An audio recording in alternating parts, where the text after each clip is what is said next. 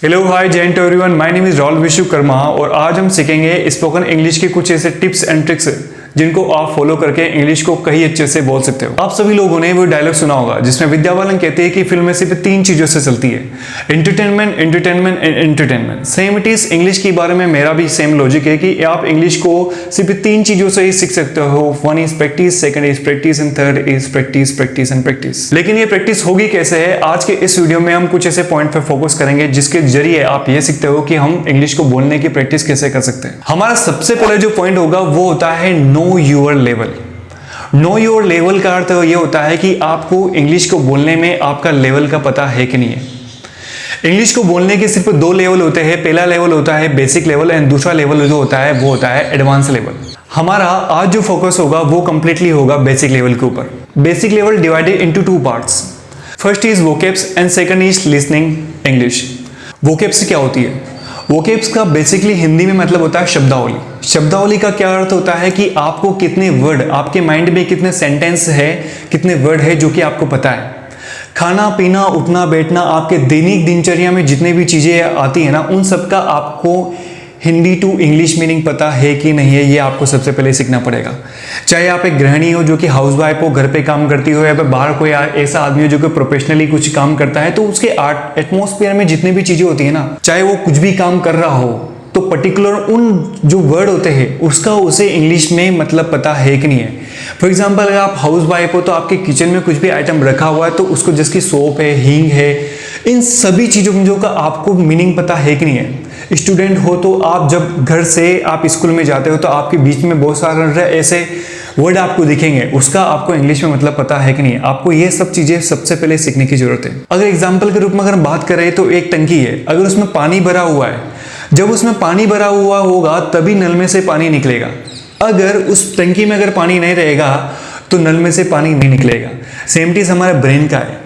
आपके माइंड में अगर वोकैब्स नहीं है, आपके माइंड में वर्ड जो सेंटेंस है उनका स्टोरेज नहीं है, तब तक आपके मुंह से वो चीज डिलीवर नहीं हो पाएगी। सेकंड, इंग्लिश लिसनिंग पे आप कहां से इंग्लिश को सुन सकते हो? I don't think so it is required to inform you guys कि आप इंग्लिश को कहां से सुन सकते हो, because I think that everybody knows about it कि यूट्यूब पे there is lots of video you can get it, जहां से आप वीडियोस को देख सकते हो। आप इंग्लिश में मैक्सिमम आपको ज्यादा टाइम नहीं लगाना है, 15 से 20 मिनट और maximum 30 minutes you have to spend on it. That is a sufficient amount of time.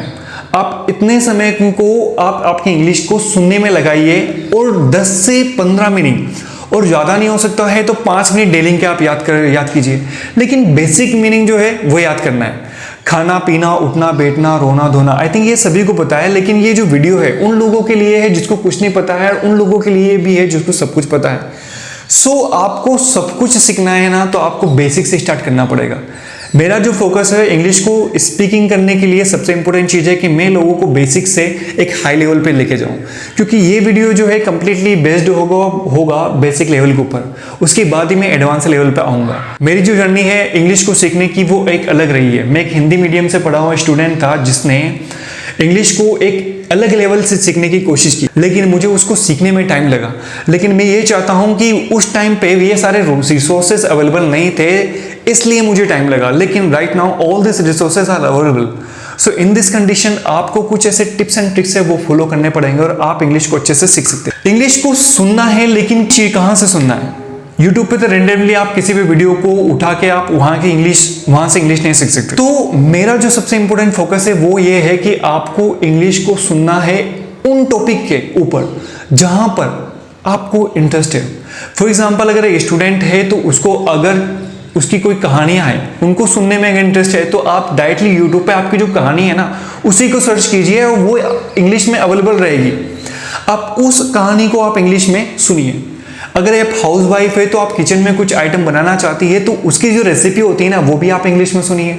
अगर आप बाहर प्रोफेशन कहीं काम पे जाते हो तो आपका प्रोफेशन से रिगार्डिंग अगर आपको कुछ वीडियोस देखने हैं तो वो आप इंग्लिश में सुनिए।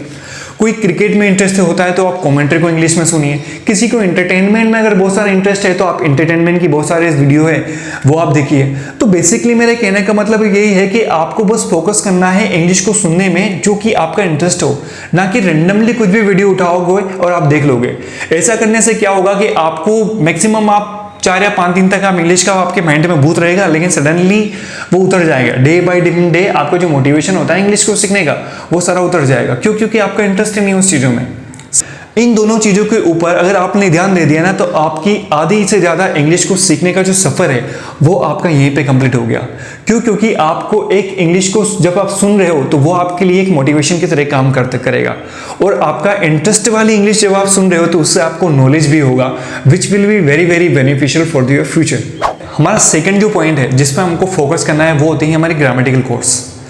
क्या इंग्लिश को बोलने के लिए ग्रामर की जरूरत होती है? आपने बहुत सारे यूट्यूब पे ऐसे वीडियो देखे होंगे जहां पर वो ये कहते हैं कि आपको इंग्लिश को बोलने के लिए ग्रामर की कोई जो भी जरूरत नहीं होती है, लेकिन मैं ये कहूंगा कि आपको इंग्लिश को सीखने के लिए ग्रामर की जरूरत पड़ेगी। ये कड़वी चीज है लेकिन ट्रूथ है। मैं ऐसा क्यों कह रहा हूँ? क्योंकि इंग्लिश में जो टेंसेस होते हैं उनकी एक अलग अहमियत होती है। आप अगर आपको टेंसेस नहीं पता है तो आप स्पोकन इंग्लिश को नहीं सीख सकते हो। क्यों? क्योंकि टेंसेस के ऊपर ही सारी इंग्लिश का जो स्ट्रक्चर है वो डिपेंड होता है।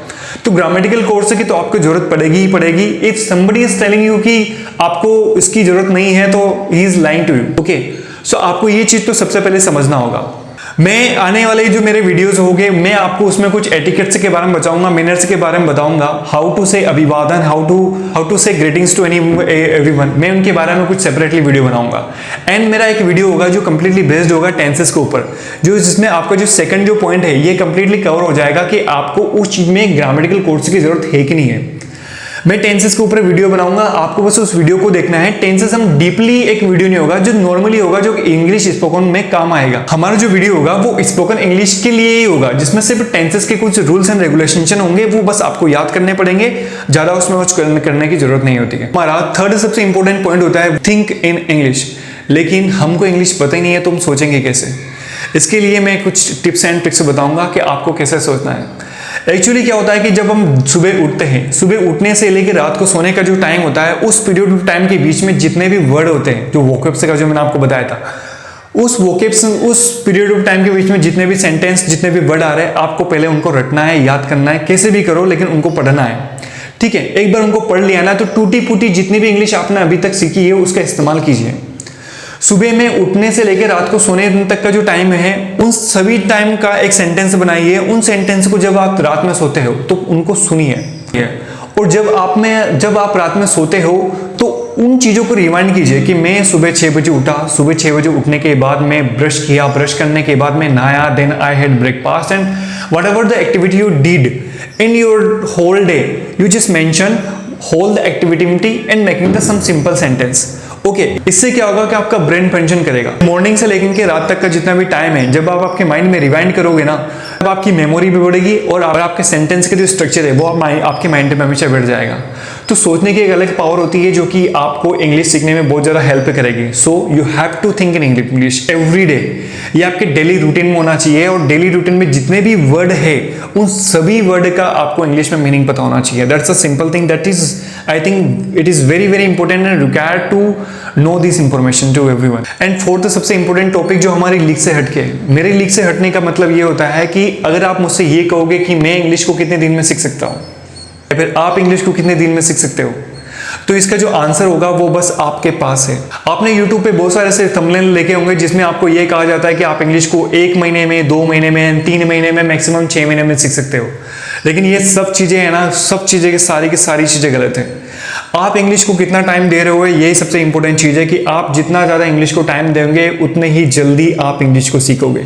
सो आपको दिन भर में, आपको पूरा दिन नहीं देना है, सिर्फ और सिर्फ 30 मिनट्स आपको इंग्लिश के लिए निकालना है, और आपके पूरी दिनचर्या में जो टाइमिंग है उस टाइमिंग को पूरी तरह अच्छे से मॉडिफाई करना है। बस उतना ही टाइम आपको चाहिए। और सुनने का जो सबसे इंपॉर्टेंट चीज जो मैंने आपको बताई थी, आपका इंटरेस्ट का ही चीजें को सुनना है। उन चीज़ों पर अगर आपने फोकस कर लिया तो आपको इंग्लिश बोलने से कोई नहीं रोक सकता है। आपको इंग्लिश ऑटोमेटिकली आपके ब्रेन में फंक्शन होगी, देन आपके यहाँ से बाहर आएगी। आपको अलग चीज कुछ भी करने की कोई भी जरूरत नहीं है। अगर आप यहाँ तक इस वीडियो को देखा है तो मैं ये जानता हूँ कि आप में डेफिनेटली वो मोटिवेशन है इंग्लिश को सीखने का। तो इस मोटिवेशन को बरकरार रखिएगा, लेकिन ये मोटिवेशन तभी रह सकता है जब आप इंग्लिश को सुनोगे। लेकिन कैसे? आपके इंटरेस्ट वाली इंग्लिश को सुन के ही। And thank you very much guys यहाँ तक इस वीडियो को सुनने के लिए।